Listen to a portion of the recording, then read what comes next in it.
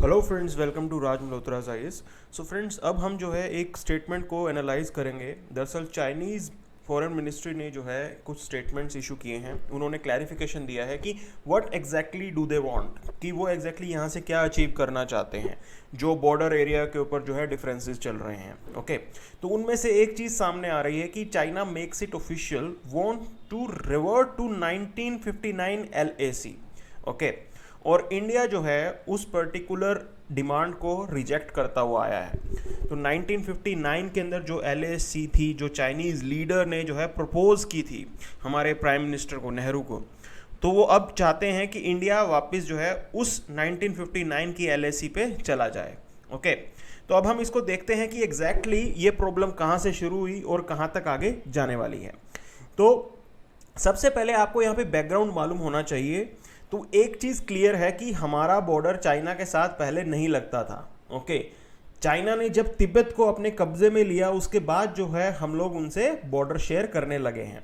तो ये चीज़ सबसे पहले आपको इसकी अंडरस्टैंडिंग होनी चाहिए। ओके, सो चाइना के अंदर किंग डायनेस्टी थी और वो 1911 के अंदर कोलैप्स कर गई थी। उसके बाद जो है तिब्बत एक इंडिपेंडेंट, आप ये मान के चलिए, कंट्री हो गया था वहाँ पे। ओके, और उस हिसाब से 1913 के अंदर ब्रिटिश इंडिया और तिब्बत के बीच में जो है सिमला एग्रीमेंट साइन किया गया था और वहाँ पे हेनरी मैकमोहन, उन्होंने जो है एक बॉर्डर जो है प्रपोज किया था जिसको हम कहते हैं कि मैकमोहन लाइन। ओके, तो ये ट्रीटी साइन कर ली गई थी और मैकमोहन लाइन जो है वो डिमार्केट कर दी गई थी। अब यहाँ पे चाइनीज़ गवर्नमेंट ये कहती है कि वो जो है इस डिस्कशन का पार्ट नहीं थे। ओके, क्योंकि तिब्बत की तरफ से जो है किसी ने रिप्रेजेंटेशन दिया था, चाइना की तरफ से वो रिप्रेजेंटेशन नहीं था। अच्छा, इसीलिए वो आउटराइटली जो है मैकमोहन लाइन को रिजेक्ट करते हैं। ये है चाइनीज़ स्टांस जो हमें जानना चाहिए। ओके, चलिए। अच्छा, अब आपको जैसे आपको मालूम है कि हम इमीडिएटली तो नेबर्स नहीं थे, तो 1950 के अंदर जो है तिब्बत के ऊपर चाइना ने एक तरीके से कब्जा कर लिया। उसके बाद जो है हम लोग चाइना के साथ बॉर्डर शेयर करने लगे और आफ्टर इंडिपेंडेंस हमने जो है डिप्लोमेटिक रिलेशंस भी एस्टेब्लिश कर लिए थे दोनों कंट्रीज़ ने, और एक तरीके से एंटी कॉलोनियल कंसेंसस के साथ दोनों कंट्रीज़ आगे बढ़ रहे थे। एशिया और अफ्रीकन कंट्रीज़ के साथ मिलकर काम कर रहे थे, तो हमारे रिलेशंस उतने ख़राब नहीं थे। बट ओवर द ईयर्स एक चीज़ क्लियर हो गई थी कि बॉर्डर के ऊपर जो है वो ट्रबल बढ़ने वाला है। ओके, क्योंकि परसेप्शन डिफरेंस दोनों कंट्रीज़ के बीच में बहुत ज़्यादा था कि what exactly is LAC, line of actual control क्या है। ओके, उसको लेके परसेप्शन डिफरेंस जो है दोनों कंट्रीज के अंदर बहुत ज़्यादा था। अब यहाँ पे कुछ चीज़ें क्लियर हो रही हैं कि चाइना एग्जैक्टली यहाँ पे चाहता क्या है, और वही जो है उनकी फॉरेन मिनिस्ट्री की स्टेटमेंट से चीज़ें सामने आ रही हैं। तो इसलिए जो है हम इसको एक डिटेल, आप ये मान के चलिए, एनालिसिस करेंगे कि क्या एग्जैक्टली वो चाहते हैं।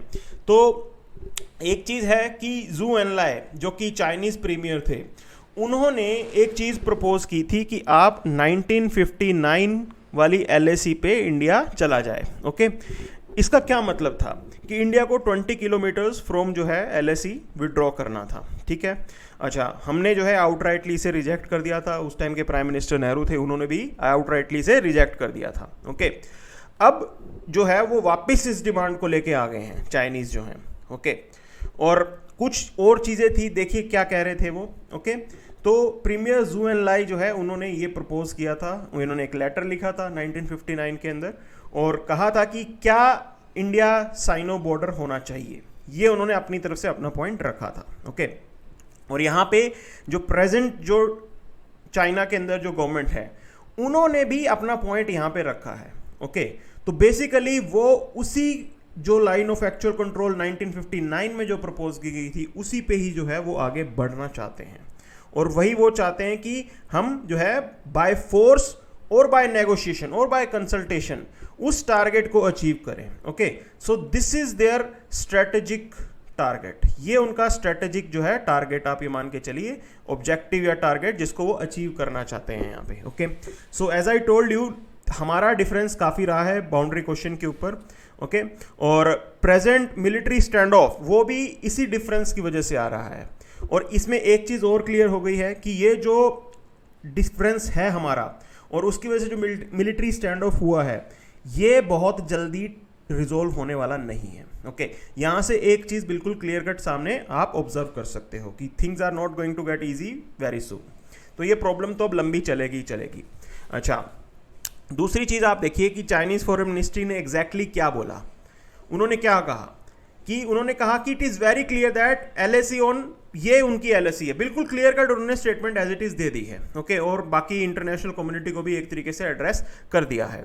अच्छा, फिर चीज़ें ये भी सामने आ रही हैं कि डोकलाम क्राइसिस के टाइम पे भी उन्होंने ऐसा जो है एक हिंट दिया था, कुछ रेफरेंस का दिया था उन्होंने कि हम जो है 1959 की LAC को एक तरीके से दोबारा एस्टेब्लिश करना चाहते हैं। ओके, और इसलिए वो बार बार जो है इंडियन ट्रूप्स को जो है ब्लेम करते हैं यहाँ पे कि इंडियन ट्रूप्स जो है वो आगे आए हैं। तो दरअसल वो फोर्सफुली जो है 1959 की LAC को एस्टेब्लिश करना चाहते हैं। और इंडियन डिप्लोमेट्स ने भी, इंडियन जो एक्सपर्ट्स हैं, चाइना एक्सपर्ट जिनको बोलते हैं, उन्होंने भी इस तरीके की जो है स्टेटमेंट दी है कि this is what China wants to achieve and it wants to achieve it by force. Okay, ये प्रॉब्लम है यहाँ पे, और इसीलिए जो है सिचुएशन बिगड़ रही है। अच्छा, फिर जैसा मैंने आपको बताया कि उन्होंने इंडियन ट्रूप्स को जो है एक तरीके से यहाँ पे कहा है कि हमारी गलती थी कि हमने जो है बॉर्डर पे पीस नहीं मेंटेन किया। Okay, this is what China is saying. तो एक दूसरे को ब्लेम तो ये करते ही रहते हैं, ये ऐसा चलता रहता है। ओके, और चाइनीज टैक्टिक्स भी ऐसी है कि फर्स्ट ऑफ ऑल आप कुछ ऐसा एक्ट करो और उसके बाद ब्लेम जो है वो सामने वाली पार्टी पर डाल दो। This is what China does, यहाँ पे भी और साउथ चाइना सी हो, हर जगह जो है वो ये उनका स्टांस रहता है, ऐसी वो पॉलिसी बना के चलते हैं। ओके, सो अगेन जो है ये कहानी आ गई, जैसा मैंने आपको बता दिया कि उन्होंने बोला था कि 20 किलोमीटर्स जो है हमें विड्रॉ कर लेना चाहिए, जो मैकमोहन लाइन है सो कॉल्ड। एक तो उसे मानते नहीं है मैकमोहन लाइन को, और ये उन्होंने अपने लेटर में भी कहा था कि आप 20 किलोमीटर्स इससे पीछे आ जाएं। ओके, अच्छा, ऐसा इन्होंने क्या सोच के कहा था? तो उनका वो आइडिया था कि जो ट्रेडिशनल बाउंड्री रही है, ठीक है ना, ट्रेडिशनल बाउंड्री तिब्बत और इंडिया के बीच में, उस पे जो है वापस उनको जाना चाहिए। ठीक है, शिमला एग्रीमेंट की परवाह ना करते हुए उससे पहले वाली जो ट्रेडिशनल बाउंड्री हुआ करती थी उस पे जो है दोनों कंट्रीज को जाना चाहिए। दिस इज व्हाट चाइना जो है उन्होंने ऐसा बोला था। ओके, तो इसीलिए जो है सिचुएशन अब ऐसी हो गई है। अच्छा, तो देखिए ये कह रहे हैं कि line of actual control and should not put forward territorial claims as preconditions. Okay, कि किसी भी डिस्प्यूट को रिजोल्व करने से पहले एक तरीके से टेरिटोरियल क्लेम जो है वो नहीं करना चाहिए, इसकी बजाय इंडिविजुअल एडजस्टमेंट करनी चाहिए। ये जो है जू एनलाई ने प्रपोज किया था कि बजाय कि हम कहें कि नहीं जी ये एरिया तो हमारा है, उसके ऊपर क्लेम ना डालें, थोड़ा बहुत एडजस्टमेंट करें, थोड़ा बहुत चाइना एडजस्टमेंट करेगा, थोड़ा बहुत इंडिया जो है अपने लेवल पे एडजस्ट कर लेगा। ओके, बट उसके बाद जो है हमारे प्राइम मिनिस्टर ने स्टेटमेंट ये दिया था कि देयर इज नो सेंस और meaning in Chinese offer to withdraw 20 kilometres, कि कोई सेंस बनता ही नहीं था कि हम 20 किलोमीटर्स पीछे क्यों आए। ओके, तो बेसिकली जब एग्रीमेंट साइन हुआ इंडिया, ब्रिटिश इंडिया और तिब्बत के बीच में, तो उसके अकॉर्डिंग ही हम चल रहे थे, एंड हमारा जो इंटरप्रिटेशन है हम उसके अंदर बिल्कुल राइट है। ठीक है, ये बिल्कुल चीज़ क्लियर है। ओके, अच्छा, फिर एक बात आपको ये समझनी है कि वो ये चाहते थे कि eastern sector, okay, eastern sector means आपका अरुणाचल वाला एरिया हो गया, सिक्किम वाला एरिया हो गया, वहाँ पे जो है वो मैकमोहन लाइन के अकॉर्डिंग काम करने को तैयार थे। ओके, और वेस्टर्न और मिडल सेक्टर के अंदर वो एक तरीके से कहते थे कि हमें जो है ट्रेडिशनल जो कस्टमरी लाइन है उसके अकॉर्डिंग चलना चाहिए। ओके, ये जो है उन्होंने पॉइंट आउट किया था कि ईस्टर्न सेक्टर में, अरुणाचल वाले एरिया में तो वो मैकमोहन लाइन को फॉलो करेंगे, बट मिडल सेक्टर आपका उत्तराखंड वाला एरिया हो गया वो, और जो आपका वेस्टर्न सेक्टर है जिसके अंदर लद्दाख वाला रीजन आ जाता है, वहाँ पे जो है वो ट्रेडिशनल कस्टमरी लाइन जो है उसको फॉलो करना चाहते हैं। मींस नेचुरल बॉर्डर जो आप बोलें कि भी, जो कि शिमला एग्रीमेंट से पहले एक तरीके से कभी हुआ करता था बहुत सालों पहले, ठीक है, उसको जो है वो कहते हैं कि हमें वही जो है दोबारा रिवाइव करना है। ये चाइनीज स्टांस है। अच्छा, फिर आप देखिए कि LAC की अगर बात करें, ओके, तो LAC हमारा जो है फर्स्ट टाइम कब यूज हुआ था? Agreement on the maintenance of peace and tranquillity, ये 1993 के अंदर हमने जो है एग्रीमेंट साइन किया था चाइना के साथ, तब LAC टर्म जो है यूज़ की गई थी। ओके, लेकिन आप देखिए LAC को जो है डिफाइन नहीं किया गया था। तो ये ऐसा बोलते हैं कि इंडिया ने ये इंसिस्ट किया था कि LAC जो है उसको डिफाइन ना किया जाए। ठीक है, अच्छा, फिर इंडियन एम्बेसडर गौतम भंबाले, उन्होंने एक चीज़ ये बताई है कि इसका सिग्निफिकेंस क्या है, ये पूरे इंसिडेंट का सिग्निफिकेंस क्या है। इसका ये सिग्निफिकेंस है कि they are telling India that LAC is the line of November 7, 1959। तो ये जो है चाइना हमें समझाने की कोशिश कर रहा है और वो इससे पीछे नहीं हटेंगे। अब क्या होगा, कैसे होगा, कंसल्टेशन किस टाइप से होंगी, किस टाइप से बातों को आगे किया जाएगा, उसको जो है हमें ऑब्जर्व करना है। लेकिन एक चीज़ जो इंडियन एक्सपर्ट्स ये कह रहे हैं कि चाइना ने क्लियर कट बता दिया है कि वो 1959 की LAC को ही एक तरीके से मानते हैं और वो उसको जो है फॉलो करेंगे। और चाइनीज़ जो PLA बोलते हैं जिसको, ठीक है, liberation army, people's liberation army, वो दरअसल जो है 1959 की LAC वाले एरिया को ऑक्यूपाई करना चाहती है, इसीलिए वो असर्टिव हुई है। ओके, यही जो है पॉइंट वो कह रहे हैं यहाँ पे। अच्छा, फिर उन्होंने एक तरीके से, इंडिया ने भी पहले जो है ये पॉइंट आउट किया था। देखो, जो वर्किंग मैकेनिज्म बना था कंसल्टेशन और कोऑर्डिनेशन का इंडिया चाइना बॉर्डर पे, ठीक है, तब भी इंडिया ने ये बात इनको कही थी कि we are not ready to accept 1959 LAC। हमने क्लियर कट जो है उनको ये बात बता दी थी, हमारा स्टांस बिल्कुल क्लियर है। बट रिसेंटली वो इस चीज़ को फोर्सफुली इम्प्लीमेंट करना चाहते हैं बिना कंसल्टेशन के। ओके, तो यहाँ पे ये गड़बड़ हो रही है। अच्छा, एक चीज़ आप देखिए कि मैप्स को अगर हम एक्सचेंज करने की बात करें तो यहाँ पे ऑफिशियल मैप्स जो हैं दोनों कंट्रीज आपस में एक्सचेंज करते हैं ताकि चीज़ों को लेके क्लैरिटी आए कि चाइना क्या डिमांड करता है और इंडिया क्या डिमांड करता है, मतलब उनकी क्या एक्सपेक्टेशन है और हमारी क्या एक्सपेक्टेशन है। तो पहले तो वो मैप्स को लेके मैप्स एक्सचेंज नहीं करते थे, ठीक है। मिडल सेक्टर में एक तरीके से उन्होंने मैप एक्सचेंज किए हैं, वेस्टर्न सेक्टर के अंदर जो है मैप एक्सचेंज नहीं करते थे, इसीलिए जो है ये कन्फ्यूजन जो है एज इट इज़ बनी रही। ओके, और इसीलिए ये पेंडिंग रही कि कैसे जो है वेस्टर्न सेक्टर के अंदर इसको एक तरीके से डिसाइड किया जाए कि LAC क्या है। तो यहाँ पे चाइनीज़ ऑफिशियल वो ये कह रहे हैं कि 2002 से लेके अब तक आप ये मान के चलिए कि जो प्रोसेस है एग्जैक्टली जो डिस्कशन करनी थी हमें वेस्टर्न सेक्टर के अंदर, वो जो है स्टॉल्ड है, उसके ऊपर कोई भी चीज़ें आगे नहीं बढ़ी हैं। फिर उन्होंने एक चीज़ पॉइंट आउट की कि वेस्टर्न सेक्शन के अंदर वो एक तरीके से ये कहते हैं कि इंडियन सर्वेयर, ठीक है, विलियम जॉनसन जिनका नाम है, इन्होंने 1865 के अंदर एक सर्वे किया था और जॉनसन लाइन जो है बताई थी इन्होंने। तो ये कहते हैं कि इंडियन सर्वेयर ने प्राइवेटली जो है 30,000 स्क्वायर किलोमीटर का एरिया एक तरीके से ब्रिटिश इंडिया को दे दिया था, जो कि इनका नहीं बनता था। चाइना ये कहता है कि ब्रिटिश ऑफिसर था ये विलियम जॉनसन, इन्होंने जो है जबरदस्ती 30,000 स्क्वायर किलोमीटर का एरिया ब्रिटिश इंडिया को दे दिया था। और यही वो कहते हैं एक तरीके से historical origin of territorial dispute है इंडिया और चाइना के बीच में।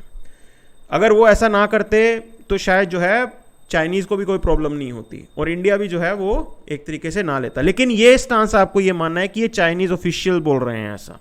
ओके, इसको जो है आपको समझना है, ठीक है। तो चीज़ें क्लियर हो रही हैं थोड़ी थोड़ी। अच्छा, फिर जैसा मैंने आपको बताया कि गलवान वैली के लिए वो इंडिया को ही ब्लेम करते हैं, फिर वो कहते हैं कि ऐसा नहीं होना चाहिए था, ठीक है, जो भी इंसिडेंट हुआ वो अनफॉर्चुनेट था, वो चाइनीज़ भी क्लेम करते हैं, बट असर्टिवनेस तो उनके लेवल पे ही पहले सामने आई है, तो इस चीज़ में कोई डाउट नहीं है हमें। ओके, फिर उन्होंने एक बात कही है कि दोनों साइड को जो है एक तरीके से डायलॉग से ही आगे बढ़ना है, कंसल्टेशन से ही आगे बढ़ना है, और 5 पॉइंट डिक्लेरेशन दोनों ने जो दिया है उस पर जो है वो आगे बढ़ रहे हैं। ओके, अब कमांडर लेवल टॉक्स हुई हैं, तब भी जो है कुछ जो है कंस्ट्रक्टिव मेजर्स लेने की बात कही है कि हम लोग जो है अपने ट्रूप्स जो है नहीं बढ़ाएंगे, neither the Chinese will increase the number of troops nor the Indians will increase the number of troops. Okay, तो इसको लेके जो है अभी तक कहानी आगे बढ़ी है। अच्छा, फिर एक तरीके से उनसे ये कहा गया कि आप ये बताइए कि ये बीजिंग जो ये कर रहा है क्या वो डाइवर्ट करने के लिए कर रहा है, क्योंकि देखिए चाइनीज़ इकोनॉमी डाउन चल रही थी। ओके, तो क्या वो अटेंशन को डाइवर्ट करने के लिए ये सब कर रहा है, ये सवाल भी जो है चाइनीज़ ऑफिशियल से किया गया था। तो उसका उन्होंने ये जवाब दिया है कि चाइना के अंदर एक तरीके से रिकवरी स्टार्ट हो गई है। चाइना नो डाउट पैंडेमिक से हिट हुआ था, बट नाउ जो है वो रिवाइवल उधर स्टार्ट हो गया है। ओके, और फिर वो कहते हैं कि चाइना के रिलेशंस उनके नेबर्स के साथ अच्छे रहे हैं, और इसलिए वो ये कहते हैं कि हम लोग बॉर्डर डिस्प्यूट्स या बाउंड्री डिस्प्यूट्स जो भी हैं उसको जो है फ्रेंडली कंसल्टेशन के साथ जो है डिफरेंसेस को ठीक करेंगे। ओके, इस पे जो है फाइनली उन्होंने स्टेटमेंट दी है। तो आपको एक चीज़ ये समझनी है कि अगर वो वाकई ही ये फ्रेंडली कंसल्टेशन के साथ ही प्रॉब्लम को सोल्व करना चाहते हैं तो बॉर्डर एरिया पे फोर्सफुली असर्टिवनेस दिखाने की क्या ज़रूरत थी। So we still have to doubt Chinese, what exactly do they want, ठीक है, और उनके जो मेथड है काम करने के लिए वो बिल्कुल क्वेश्चनेबल है। सो ये जो अग्रेसिवनेस है ये बिल्कुल ये नहीं दिखाता कि आप फ्रेंडली कंसल्टेशन करना चाहते हो, ठीक है। तो इसको लेके जो है हमें क्लैरिटी होनी चाहिए। हालांकि एक चीज़ क्लियर हुई है कि चाइनीज़ एग्जैक्टली क्या करने आ रहे हैं, उनका मोटिव जो है हमें यहाँ पे थोड़ा क्लियर हो गया है। ओके, उनका मोटिव यहाँ पे क्लियर हो गया है कि वो 1959 की जो लाइन है, LAC की जो डेफिनेशन है, उसको जो है रिवाइव करना चाहते हैं। ओके, सो इसकी ये पूरी कहानी है और यही जो है एक तरीके से उन्होंने रिलीज़ किया है। I hope this session is helpful for you guys. Please subscribe our channel. Thank you.